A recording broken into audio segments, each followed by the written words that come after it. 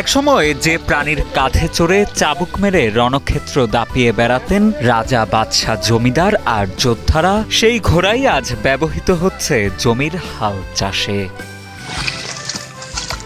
দেশে গরু দিয়ে হাল চাষের প্রচলন থাকলেও ঘোড়া দিয়ে হাল চাষ করার নজির নেই বললেই চলে।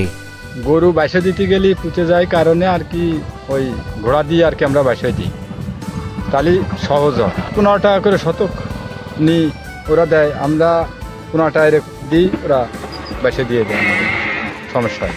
এখন যার গরু নাই সেই ঘোড়া দিয়ে চাষাবাদ করে। ঘোড়া দিয়ে হাল চাষ করার এ দৃশ্য মাগুরা সদরের ধলহরা গ্রামে। গ্রামের মেঠোপথ ঘেঁষা সেই জমিতে সরজমিনে গিয়ে দেখা যায় নিজের পোষা ঘোড়াটি দিয়েই জমিতে হাল চাষ করছেন ধলহরা গ্রামের বাসিন্দা আবুল কায়েম।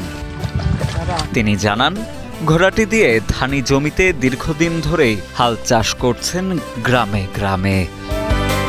ঘোড়া দিয়ে হাল চাষ করে যা আয় করেন তা দিয়েই চলে আবু কায়েমের সংসার।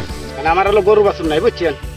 এখন দেখা যাচ্ছে কি যে ঘোড়া দিয়ে চাষবাস করে খাই আর কি, মানে গাড়ি চালাই, পাট টানি বা সই দিই, এইটা হলো কাজ। এই ঘোড়া দিয়ে চলো ইনকামের খাই আমি, মানে ধান টানি, পাট টানি, বুঝছেন, আবার বা সই দিই। গরুর পরিবর্তে ঘোড়া দিয়ে হাল চাষ তুলনামূলক সাশ্রয়ী বলে জানান স্থানীয় কৃষক ও গ্রামবাসী। তাদের ভাষ্য, সাশ্রয়ী মূল্যে হাল চাষের প্রয়োজন হলেই ডাক পড়ে আবু কায়েমের। শুধু ধানের মৌসুমেই নয়, পাট চাষের সময়ও ঘোড়া দিয়ে হাল চাষ করানো হয় বলেও জানান তারা।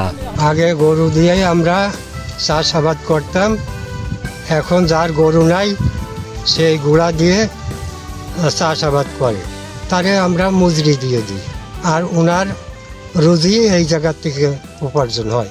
গরু তো নিজের গরু থাকলে দিই, আর না হলে ওই ঘোড়া দিয়ে দিই। নিজে তো গরু ফুসি নেই, আর গাইটাই ফুসি, ওতে বাইসে দেওয়া হয় না।